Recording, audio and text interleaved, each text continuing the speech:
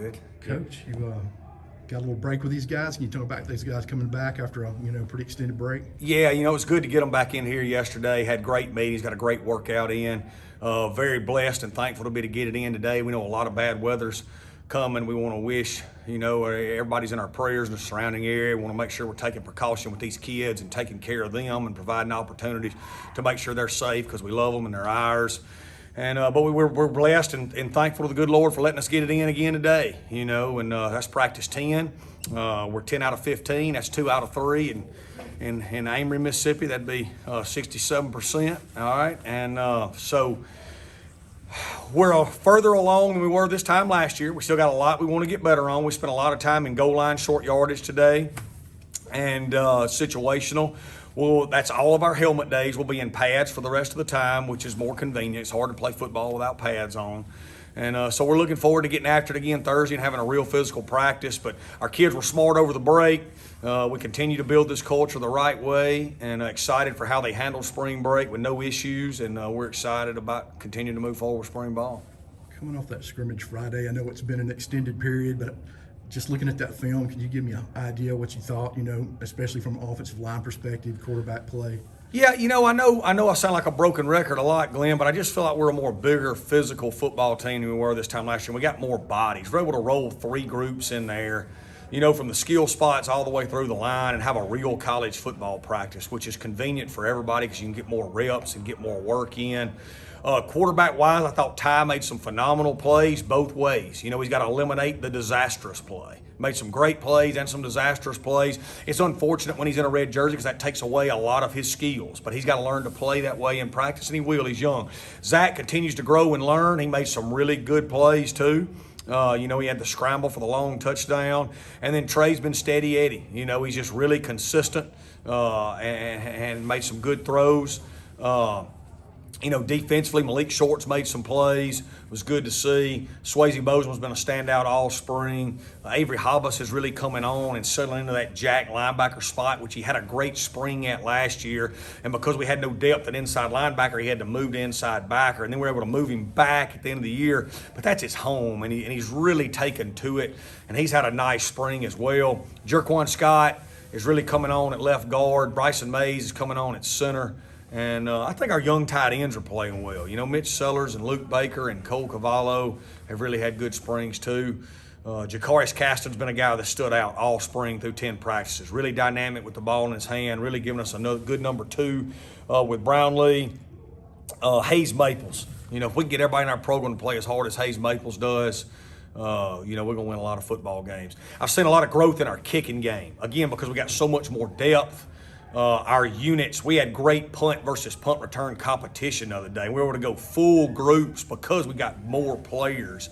And, Jay Stanley, guys like Frank Gore, Jay Stanley, Brownlee, they're really playing hard in the kicking game because they know they can, because they know they got depth at wide out, and they know they got to now if they're going to play. And so just continuing to build all the way around, At this point in the spring, are you still, and I guess because you saved all your padded practices, for this last half, do you feel like you have an idea on things, or do you feel like that there are still spots where there's a lot of competition? Oh, there's a lot of competition everywhere. There really is, and I'm not just saying that. We're opened up everywhere, every spot. There's intense competition. Even when you look at, let's just look at linebacker. Hayes Maples made a lot of plays here. All right, Swayze Bozeman made a lot of plays here. Santrell Latham made a lot of plays here. TQ Newsome, young guy that's made some plays here that's getting better and better. Now you add Dalen Gill to that room. Okay, so only 2 of them can start.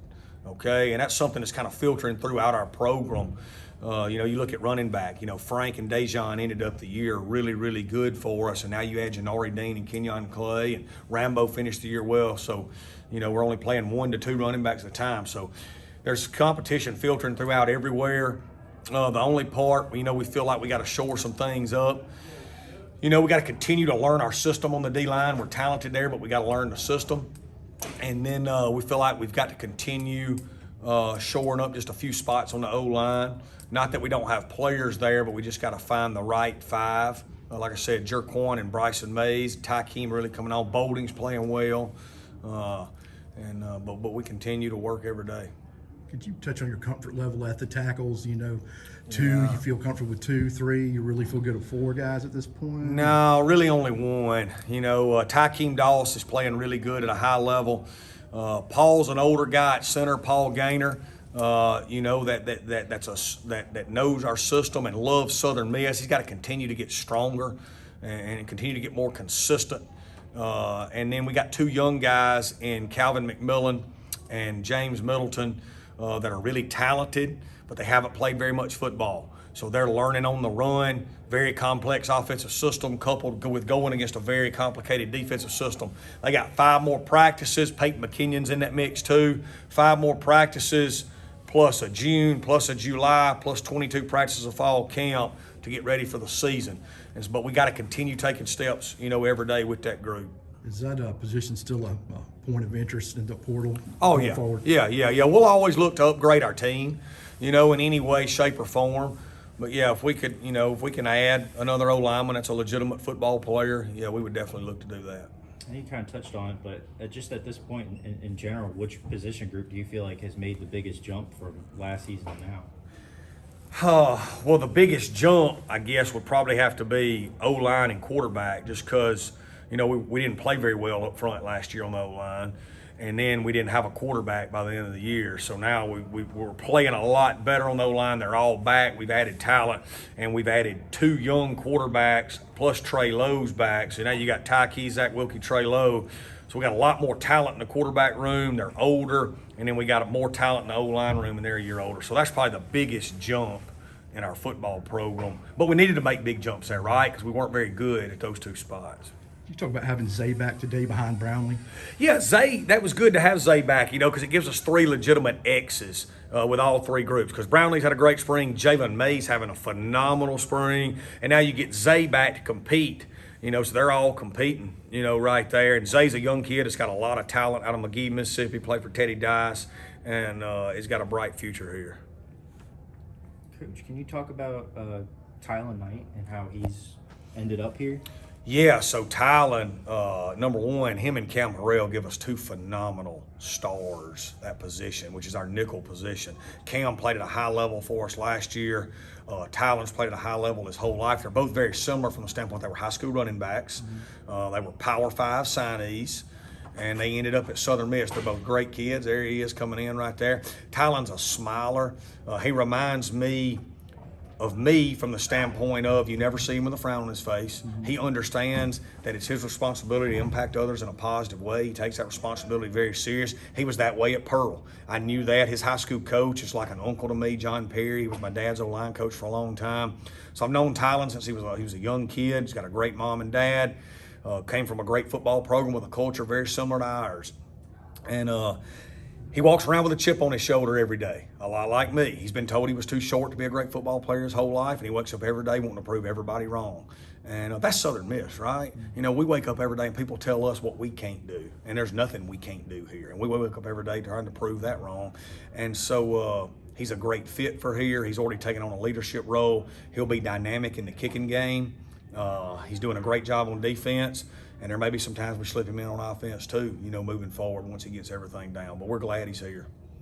I mean, coming out of high school, I know, kind of a big part of bringing Pearl to that championship. And I had heard that was it the Mississippi-Alabama All-Star game was where, he kind of really made a name for himself in terms of recruiting. Were you at that game? No, I wasn't. But now anybody that does their homework already knew who he was. He had already made a name for himself. They took Pearl to the state title the year before. All right, and then they won it the next year, and Tylan was one of the best players in the state his junior year, and then he was the best player in the state his senior year. I think with, college recruiters sometimes there's some parameters in which they think you have to fit to be a player. And a lot of times that's true. We see it in the NFL, you got to be a certain height, a certain weight, a certain speed. But there's exceptions to every rule, okay? And Tylan's one of those. And you got to make up for a lack of, if you're deficient in one attribute, you've got to have extra in other attributes. And he's got a lot of extra. He's super explosive, super twitchy, But what makes him who he is there's an unbelievable competitive nature and an unbelievable spirit about him that you can feel when you're around him. I've only been around him every day. Like I've been around him a lot, but he's been with us since January. I've never run into Tylan and walked away from it and said, you know what, man, I ran into Tylan today. My day just got worse today. You know what I mean? Like, he's not that guy. He's the guy that when you see him, you're happy to see him. You know what I mean? And he makes your day better and you're glad for being around him. Was it just a no-brainer